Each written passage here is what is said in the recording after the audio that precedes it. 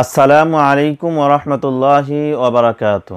আজকে একটি নিউজ দেখলাম, মাদারীপুর খাগসারি গ্রামের একটি মাহফিলে মুফতি ইলিয়াসুর রহমান জিহাদিকে দাওয়াত করেছিলেন। কমিটির বক্তব্য যে তাকে ৬৫,০০০ টাকা কন্ট্যাক্ট করে তাকে দাওয়াত করা হয়েছিল। গতকাল ১৩ই ডিসেম্বর মাহফিলের ডেট থাকলেও মুফতি ইলিয়াসুর রহমান জিহাদি উনি মাহফিলে আসেন নাই, তাকে অগ্রিম ১০,০০০ টাকা দেওয়া হয়েছিল। এ নিয়ে এলাকার প্রায় ২ শতাধিক মানুষ মানববন্ধন করছে। ইলিয়াসুর রহমানের বিরুদ্ধে বিভিন্ন রকম ফেস্টুন ব্যানার তারা টাঙ্গিয়ে মানববন্ধন করছে, এমন একটি নিউজ সময় নিউজের অনলাইন ভার্সনে আমরা দেখতে পেয়েছি।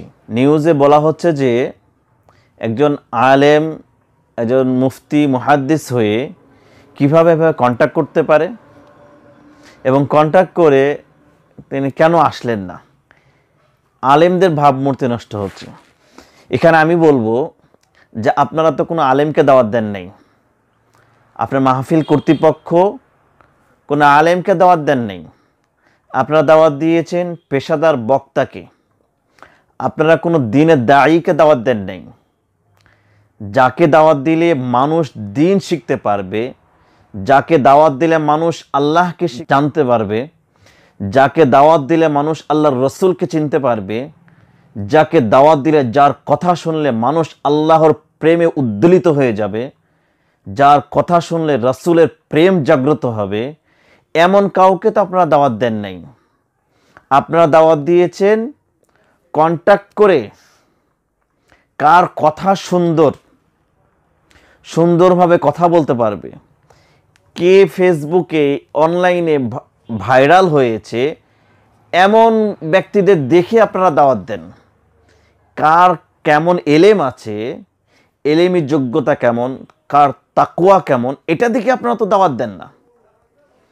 আপনারা মাহফিল কর্তৃপক্ষ যারা আছেন, আপনারা কি বিবেচনা করেছেন এই ইলিয়াসুর রহমান জিহাদি আসলে তাকওয়াবান কিনা? ইলিয়াসুর রহমান জিহাদি আসলে দিনে দাওয়াত দিচ্ছেন কিনা, না আসলেই দায়ী কিনা? না, আপনারা তো এগুলো বিবেচনা করেন নাই।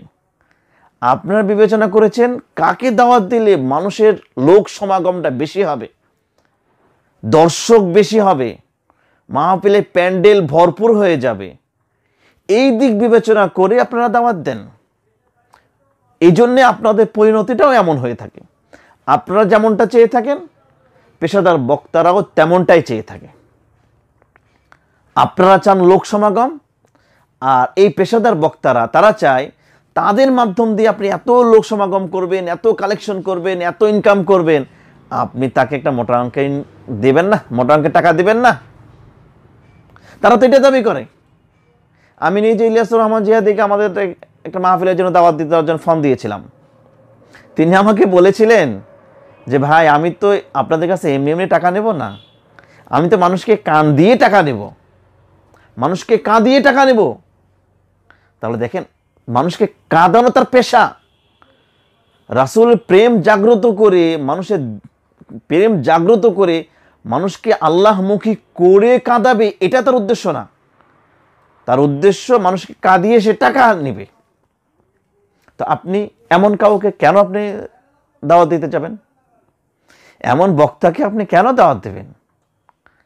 আমি সকল মাহফিল কমিটিদের অনুরোধ করব, আপনারা যখন দাওয়াত করবেন কোনো ওয়াইজিনকে, আপনারা দেখবেন তিনি আসলে যোগ্য আলেম কিনা, তার কথায় তাসির আছে কিনা, তার কথা শুনে মানুষ আল্লাহমুখী হয় কিনা। আপনারা তো শুধু কার কণ্ঠ কত উঁচু, কে কত মধুর সুরে কথা বলতে ওয়াজ করতে পারে, কার কত কণ্ঠ সুন্দর, এটা আপনারা দেখেন না। এটা আপনাদের ভুল। এটা কেন দেখবেন আপনারা? বরং আসুন ভালো আলেম দেখে, যাকে দাওয়াত করলে, যার কথা শুনলে মানুষ আল্লাহকে চিনতে পারবে, রসুলকে চিনতে পারবে, ইসলাম বুঝতে পারবে, তাদের মানুষ হেদায়েত প্রাপ্ত হবে, তাদেরকে দাওয়াত দেন। যদি এরকম আলেমদের দাওয়াত দেন, মানুষের হেদায়েত হবে। আজকে বর্তমান আগের যে কোনো সময়ের চাইতে বর্তমানে মাহফিল ইসলামী জালসাগুলো সবচেয়ে বেশি হয়, কিন্তু মানুষের সততা, মানুষের নিষ্ঠা, মানুষের উন্নত আচার আচরণ এগুলো তো এখন নাই, এগুলো তো বাড়ে নাই। রাসূল সাল্লাল্লাহু আলাইহি ওয়াসাল্লামের সাহাবা ইকরামদের আদর্শ আমাদের মধ্যে আসে নাই। কেন আসে নাই? কারণ আমরা মাহফিল কর্তৃপক্ষ যারা আছে তারা দাওয়াত দিচ্ছে বক্তাকে, এই মাহফিল যাতে কালেকশন বেশি হবে, কোন বক্তাকে দাওয়াত করলে কালেকশন বেশি হবে সেটা বিবেচনা করে আমরা দাওয়াত দিই। হ্যাঁ, যদি আমরা তাকওয়া দেখে দাওয়াত দিতাম, যদি আমরা এলেম দেখে দাওয়াত দিতাম, তাহলে আজকে আমাদের বাংলাদেশে মানুষ এই মূর্খ থাকতো না, দ্বীনের দিক দিয়ে মূর্খ থাকতো না, মানুষ আজকে হিদায়াত প্রাপ্ত হতো। আলেমগণ নবীদের ওয়ারিস, আলেমগণ একমাত্র আল্লাহ তাআলাকে ভালোবাসে, আলেমগণ একমাত্র আল্লাহ তাআলাকে ভয় করে। আল্লাহ পাক রব্বুল আলামিন ইরশাদ করেছেন, ইন্নামা ইয়াখশাল্লাহা মিন ইবাদিহিল উলামা, একমাত্র আলেমরাই আল্লাহ তাআলাকে ভয় করেন। যাদেরকে আল্লাহ তাআলা কোরআনের ইলম দান করেছেন, যাদেরকে আল্লাহ তাআলা হাদিসের ইলম দান করেছেন, শুধুমাত্র তারাই আল্লাহ তাআলাকে ভয় করে। আর যারা আল্লাহ তাআলাকে ভয় করে তারা আল্লাহর দিকে মানুষকে আহ্বান করে টাকা নিতে পারে না, টাকা দাবি করতে পারে না। হ্যাঁ, এখন কোনো আলেম এসেছে, আলেম মেহনত করে এসেছে, তাকে সন্তুষ্ট হয়ে হাদিয়া দিচ্ছে, সেটা ভিন্ন কথা। আলেমকে হাদিয়া দিচ্ছেন, হ্যাঁ, আলেম হাদিয়া গ্রহণ করার সুন্নাত, হাদিয়া নেবেন, কিন্তু কন্ট্যাক্ট করে আসবে, এটা কোনো আলেমের বৈশিষ্ট্যের মধ্যে পড়ে না। আলেমগণ নবীদের ওয়ারিস, আল উলামা ওয়ারাসাতুল আম্বিয়া, নবীদের ওয়ারিস হচ্ছেন আলেমগণ। আলেমরা, নবীরা যে কাজ করেছেন সেই কাজ আলেমরা করবেন। নবীরা কি টাকা নিয়েছেন? নবীরা কোনো কন্ট্রাক্টর কোথাও দাওয়াত দিতে গিয়েছেন? না, নবীরা তো সেটা করেন নাই। তাহলে আপনি নবীর ওয়ারিস হয়ে আপনি কেন কন্ট্যাক্ট করবেন? আপনি যখন কন্ট্যাক্ট করবেন তখন আপনি নবীর ওয়ারিস থেকে, নবীর উম্মত থেকে আপনি খারিজ হয়ে যাবেন, আপনার দুনিয়া কামায়ের উদ্দেশ্য হয়ে যাবে। আপনি দ্বীনের দাওয়াত দেবেন আল্লাহর সন্তুষ্টির জন্য, আল্লাহর থেকে প্রতিদান পাবেন সেই উদ্দেশ্যে।